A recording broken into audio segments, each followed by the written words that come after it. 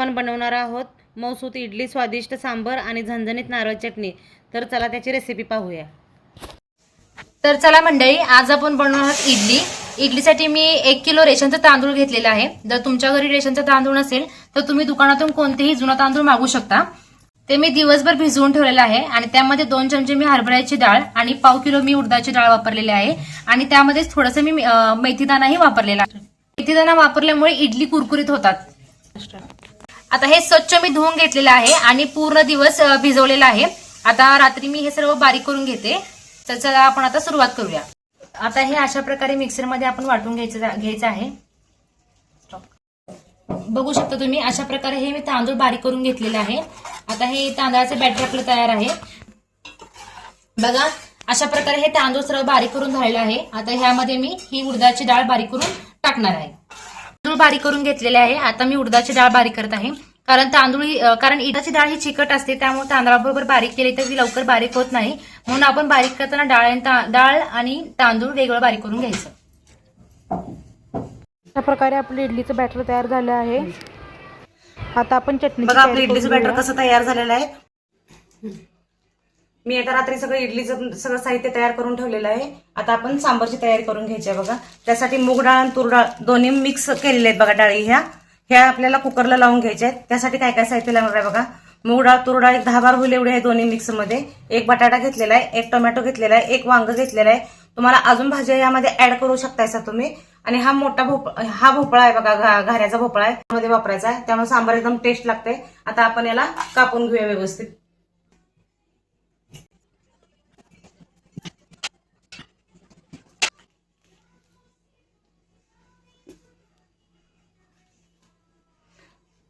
हा भोपळा वापरल्यानंतर सांबार एकदम टेस्ट लागते। शक्यतो करून हा भोपळा वापरायचा सांबारला।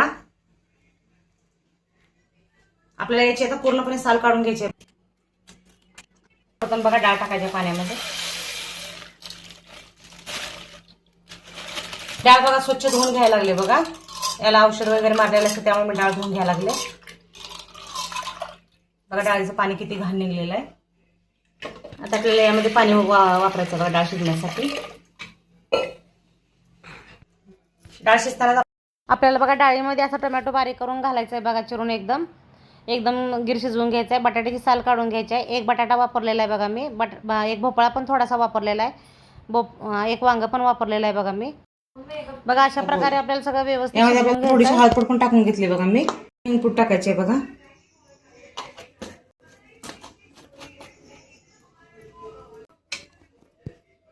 खोबऱ्याची चटणी करून घ्यायची आहे बघा।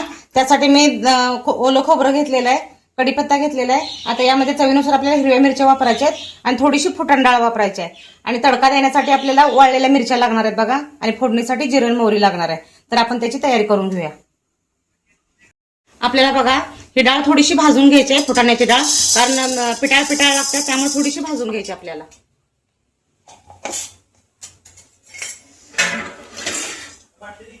भाजलेली आहे। आता आपल्याला याला मिक्सर मधून बारीक करून घ्यायचे।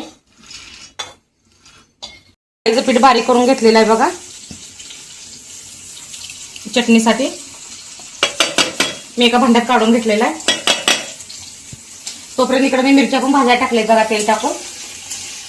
आता आपल्याला कढई भाजण्यासाठी टाकायच्या त्या। प्रोफेशनल रिपोर्ट झाला। मी 10 ते 12 होईल एवढ्या मिरच्या घेतलेल्या आहेत बघा।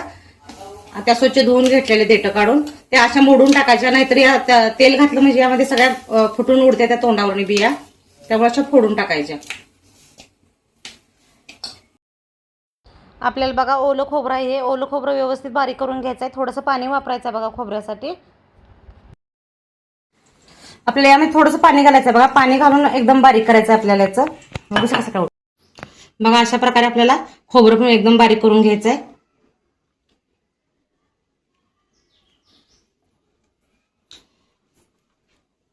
आपली फुटाण्याची डाळ आणि खोबरं बारीक करून झालेलं आहे। आता आपल्याला ही हिरवी मिरची आणि थोडीशी कोथिंबीर घालून हे आपल्याला बारीक करून घ्यायचं आहे बघा। यामध्येच आपल्याला थोडंसं साखर आणि थोडीशी मीठ घालायचं आहे बघा बारीक करताना।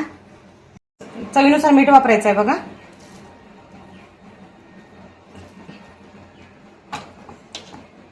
तुमच्या चवीनुसार तुम्ही साखर वापरा, ऑप्शनल साठी साखर आहे।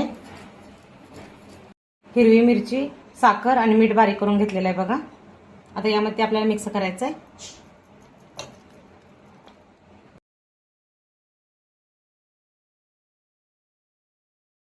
मोहरी टाकून घ्यायची आहे बघा.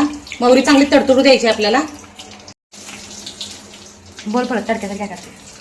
आपल्याला तडक्यासाठी बघा यामध्ये मी थोडंसं तेल वापरलंय पहिला, नंतर मोहरी तडतडले की जिरं वापरले.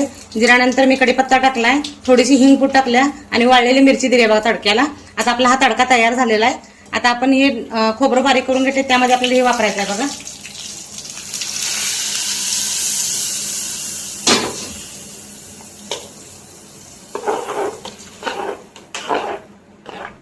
बघा अशा प्रकारे आपली खोबऱ्याची चटणी तयार झालेली आहे. आता आपण सांबारची तयारी करून घेऊया. आपल्याला बघा सांबारची तयारी करून घ्यायची आहे. आपण सगळ्या डाळी भाज्या काय असेल पण बघा या सांबारसाठी भाज्या वगैरे आपण शिजवून घेतलेल्या होत्या बघा. भोपळा, डाळ, टमॅटो, बटाटा, वांग. बघा हे सांबारसाठी घेतलेले एकदम भाज्या कशा गिर शिजलेल्या आहेत बघा. आता आपण त्याला फोडणी देऊन घेऊया सांबारसाठी.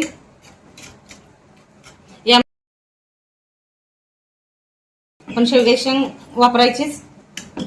मी पातेलं ठेवलंय बघा. मी सांबारची तयारी करून घ्यायला लागल्या. त्यासाठी आपल्याला मोहरी टाकायची बघा. प्रथम मोहरी चांगली भाजू द्यायची बघा. आता तेल होत आहे मी.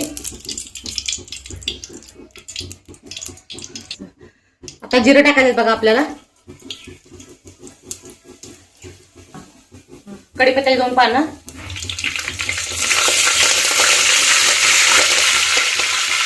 एक मध्यम आकाराचा मी कांदा चिरून घेतलेला आहे बघा.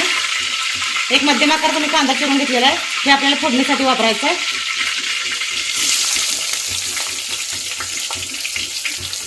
चांगला भाजलेला आहे बघा तांबूस रंग येईपर्यंत.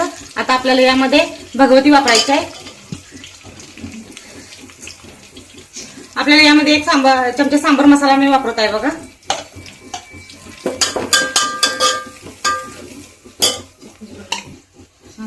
आता यामध्ये आपल्याला लाल तिखट वापरायचं आहे बघा. चटणी तुमच्या अंदाजानुसार तुम्ही वापरा.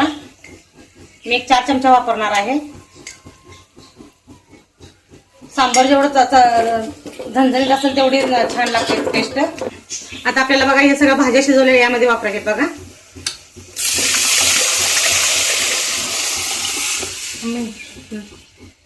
काय यामध्ये शिजतानाच हिंग आणि हळद पूड वापरली होती. आपल्याला चवीनुसार मीठ वापरायचं आहे बघा. सांबार थोडंसं पातळच लागतंय त्यामुळे पातळ बनवायचं थोडंसं सांबार. यामध्ये चिंच पण वापरायची आहे बघा. चिंच भिजवून घेतलेली आहे बघा. आता आपल्याला यातले चिंचोके काढून घ्यायचे आहेत. चिंच लगेच जर आपल्याला वापरायची असेल तर गरम पाण्यामध्ये भिजत घालायची आणि 1 तासाभरात जर वापरायचं तर थंड पाण्यात घातली तर चालते भिजत. बघा हे आपले चिंचेचे पाणी असं गाळून घ्यायचं. आता आपल्याला यामध्ये चवीनुसार गुळ पण वापरायचा आहे बघा. तुमच्या चवीनुसार तुम्ही गुळ वापरा. शक्यतो करून सांबारला गुळ वापरायचाच, त्यामुळे सांबार टेस्ट लागतं. आता आपल्या सांबारला फोडणी दिलेली आहे बघा. 5 ते 7 मिनिटं होईल एवढं आपलं सांबार शिजू द्यायचं आहे आपल्याला. आणि अशा प्रकारे बघा आपलं सांबार तयार झालेलं आहे. आता आपलं इडल्या तयार करून घ्यायच्यात बघा. बघा आपलं इडलीचं बॅटर कसं तयार झालेलं आहे. पूर्णपणे पीठ आपलं फुगलेलं आहे. असं बॅटर तयार झालं की आपण म्हणायचं की इडलीचं बॅटर पूर्णपणे तयार झालेलं आहे. बघा अशा प्रकारे आपलं इडलीचं पीठ तयार झालेलं आहे. बघा इडली पात्राला मी तेल लावून घेतलेलं आहे बघा व्यवस्थित.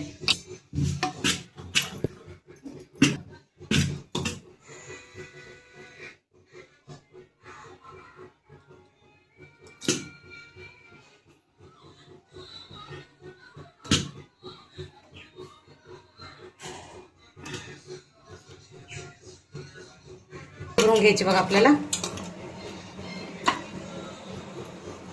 सगळ्या भांड्यांना तेल लावून घ्यायचं व्यवस्थित. बघा बॅटर एकदम आपलं किती छान पडतंय. असं बॅटर पडायला लागलं की म्हणायचं इडलीचं पीठ व्यवस्थित तयार झालेलं आहे.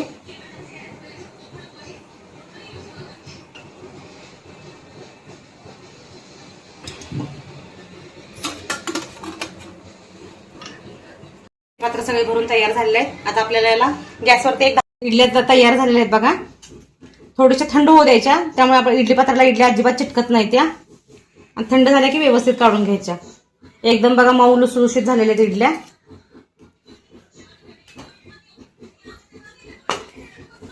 अशा प्रकारे आपल्या इडल्या तयार झालेल्या आहेत. मऊ लुसलुशीत. तर अशा प्रकारे बघा आपली इडली सांबर चटणी तयार झालेली आहे. तुम्ही नक्की ट्राय करून सांगा इडली सांबर कशी तयार झाली आहे ते. माझ्या चॅनलला लाईक करा, सबस्क्राईब करा, शेअर करा. धन्यवाद.